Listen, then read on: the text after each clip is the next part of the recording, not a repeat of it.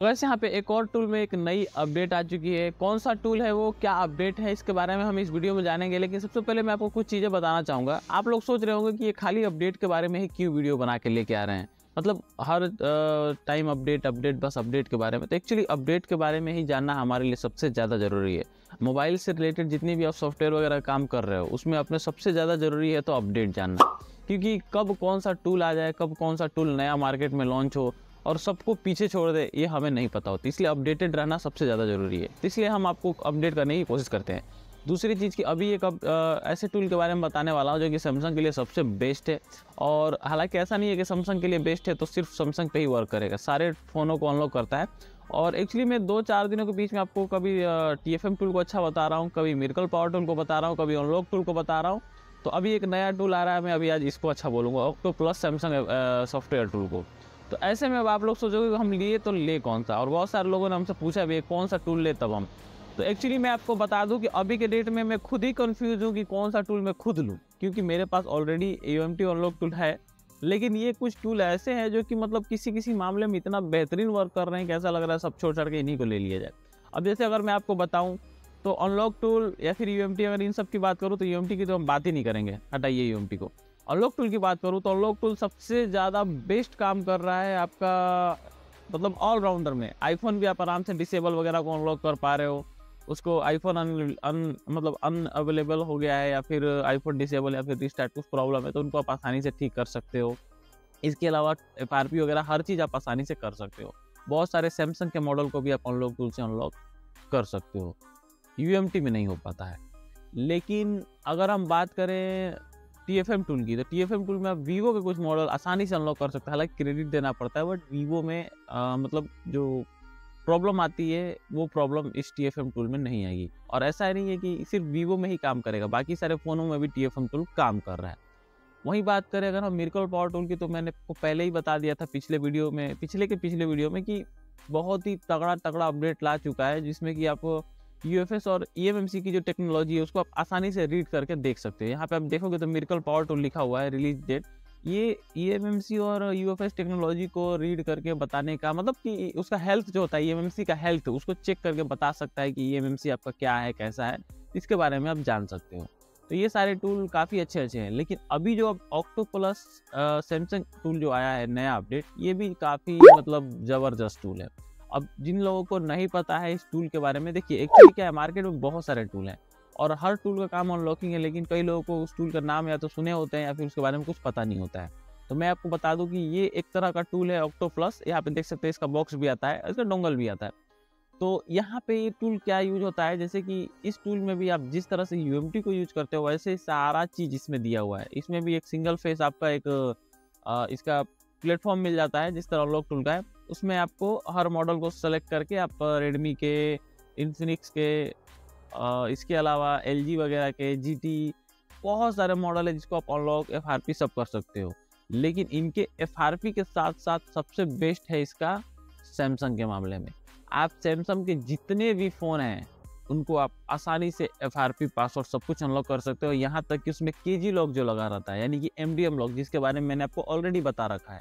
अब जिन लोगों को MDM लॉक नहीं पता है उन्हें मैं एक बार और बता देना चाहता हूँ। MDM लॉक यानी कि जो आप मार्केट से फ़ोन खरीदते हो EMI पे या फिर अपना लोन टाइप का फ़ोन खरीदते हो, तो लोन नहीं चुकाने पे उसमें MDM लॉक, KG लॉक लगा दिया जाता है।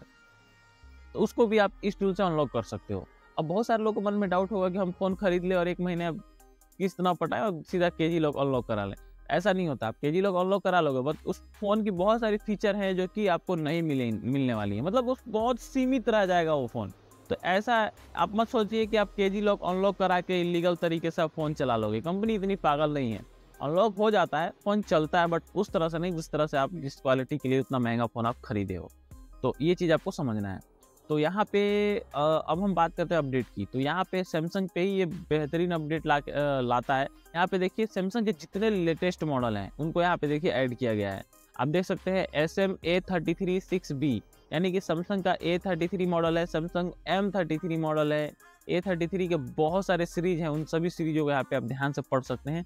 A53, A53 6B, ये सब क्या है, S53 6BE, ये सब जो मॉडल है ये सैमसंग की ही सीरीज हैं, जो कि एक मॉडल पे कई सारे सीरीज के फ़ोन अनलॉक अब जैसे मान लीजिए कि आपके पास फ़ोन मिलेगा सैमसंग A5360, अब आपको एक ये फ़ोन है और SM A53 है, तो अब दोनों देखने में तो सेम लगेगा, लेकिन इसके अंदर की फाइल, इसके अंदर का अनलॉकिंग प्रोसेस, सारा चीज़ अलग अलग होता है। और सैमसंग जानबूझ के इस तरह का प्रोसेस बनाता है फ़ोन का मॉडल चेंज कर करके, ताकि उसकी सिक्योरिटी तगड़ी रहे। तो ये चीज़ है। दूसरा आप एक नीचे और देखेंगे तो सैमसंग G991B, अब ये जो है S1 सीरीज का फ़ोन है। S20, S21, S के जितने भी सीरीज है, ये सारे मॉडल इसमें, आप इसको गूगल पे सर्च करेंगे तो आपको सामने निकल के आ जाएगा। जैसे मान लीजिए कि मैं यहाँ पे सर्च करता हूँ SMG991B, जैसे यहाँ पे मैं सर्च करके दिखाता हूँ SMG991B। अभी देखिए कौन सा मॉडल निकल के आता है। ये देखिए Samsung Galaxy S21 5G phone, जो कि एकदम लेटेस्ट फ़ोन है और लेटेस्ट सिक्योरिटी के साथ आया हुआ है। और आज ही इसका अपडेट आया है, आप आसानी से इसको अनलॉक कर सकते हो, FRP पासवर्ड सब कुछ, वर्ल्ड फर्स्ट एंड एक्सक्लूसिव इनका कहना है, सपोर्टेड। तो ये सारे मॉडल हैं और ये सारे मॉडल 100% वर्किंग है, बहुत ईजी से। मतलब ये टूल किसी प्रकार की कोई फाइल की ज़रूरत नहीं, कुछ है जैसे आप 9A वगैरह या फिर जितने नॉर्मल फ़ोन आप UMT वगैरह से या फिर जो भी टूल्स आप कर लेते हो, बस आप केबल लगाए, फ़ोन अनलॉक हो गया, बस वही सिस्टम इसमें है। डायरेक्ट केबल लगाओ, फ़ोन अनलॉक, पासवर्ड नहीं, FRP नहीं, कुछ नहीं। तो ये बॉक्स सैमसंग के लिए तो बेस्ट है ही है।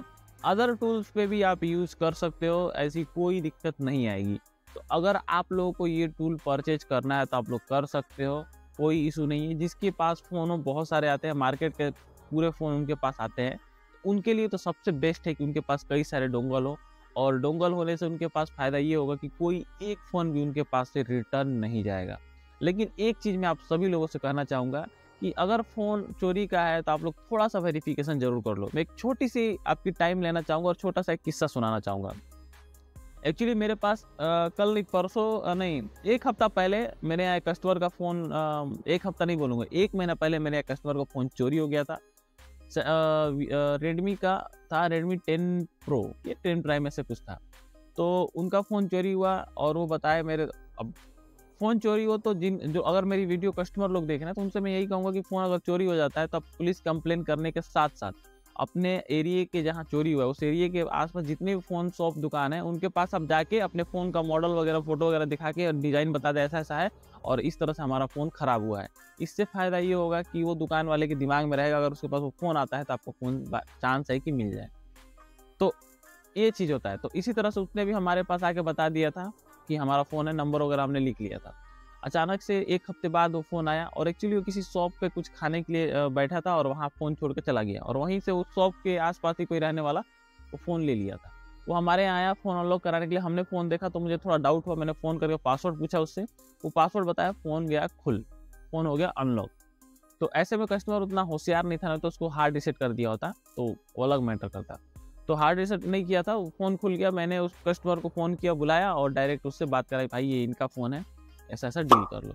तो अब आप लोग कमेंट करके बताइएगा कि हमने जिसका फ़ोन चोरी हुआ था, चोरी तो नहीं बोलूँगा, बाय मिस्टेक छूटा था, और जिसके पास बाय मिस्टेक छूटा था वो बता रहा था कि हमारा फ़ोन होते ही हम तुरंत फ़ोन पे फ़ोन कर रहे थे, अगला फ़ोन रिस्पॉन्स नहीं कर रहा था, ना उठा रहा था। हम पूरी तरह से परेशान हो गए और वो जिस बंदे का फ़ोन खोया था वो 30-35 किलोमीटर दूर से मेरे पास पहुँचा मात्र 20 मिनट में, इतनी फास्ट चला के।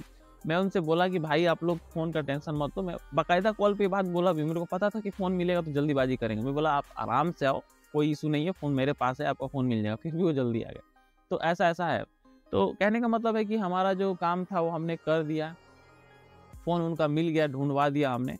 और एक तरह से देखा जाए तो थोड़ा अच्छा लगता है कोई अच्छा काम करके। हालाँकि जो कस्टमर चोरी, मतलब चोरी तो नहीं बोलूँगा, जिस कस्टमर को फ़ोन वो मिला था, हालाँकि वो चोर ही उसको साबित मतलब उसको चोर बोल सकते हैं, क्योंकि जब हम फ़ोन हमारा नहीं है, गलती से हम किसी का छूट गया, हम उठा के रखें, अगर आप फ़ोन भी कर रहा है, हम रिस्पॉन्स नहीं कर रहे, सिम निकाल दिए, तो ये तो एक तरह से देखा जाए तो छोटा-मोटा इनडायरेक्टली चोरी ही होगा।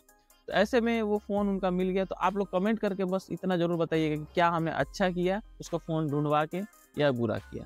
मैंने वो फ़ोन नहीं अनलॉक किया, उनको बुलाया, वो लोग सामने-सामने बात नहीं करने, वो मतलब वो थोड़ा टाइम लगाने में तो लोग चले गए। उनका नंबर दे गया, मैं डायरेक्ट बात करा दिया, तो मामला शांत हो गया। मैंने उनको पहले ही बोला कि देखो फ़ोन भले आपका उन्होंने लिया है, अभी अनलॉकिंग के लिए लाए हैं, तो आप लोग लफड़ा मत करना। वो तो एकदम गुस्सा हो गया, मैं तो उसको ऐसा करूँगा, वैसा करूँगा। मैं बोला भाई कोई लफड़ा की ज़रूरत नहीं है, आप लोग नॉर्मल डिस्कस कर लो, हो जाएगा, नॉर्मली होता है। आपका मिल गया फ़ोन सबसे बड़ी बात है, हालांकि फ़ोन चोरी के बाद मिलता नहीं, तो ऐसा है। तो एक्चुअली मैं अपने टॉपिक से भटक गया, तो मैं अपने टॉपिक पे आता हूँ। तो यहाँ पे ये टूल बहुत ही ज़्यादा बेहतरीन है सैमसंग के मामले में, आप लोग चाहो तो परचेज कर सकते हो। अभी कल के शाम के टाइम में इसका अपडेट आया हुआ है। बाकी यहाँ पे देख सकते हैं, इसका एक चीज़ है, इसमें भी कोई सपोर्टिंग टीम नहीं है जिससे कि हम उससे सपोर्ट कर सकें और कोई भी प्रॉब्लम हो तो पूछ सकें। हाँ, एक चीज़ और आपको ध्यान देना पड़ेगा, ये देखिए वेलकम एंड मेन, यहाँ पे मेन इनका इंटरफेस अभी ऐसा हो गया है, ये इंटरफेस बहुत तरह से चेंज होते रहता है, तो ऐसे में आप लोगों को समझना है। यहाँ पे देखिए रीड राइट फ्रेमवेयर दिया हुआ है, यहाँ पे EFS जो आपके जो EFS वाले फ़ोन आते हैं उनको एंड्रॉयड एंड EFS यहाँ से क्लिक करके उसका पूरा फंक्शन को आप यूज कर सकते हो।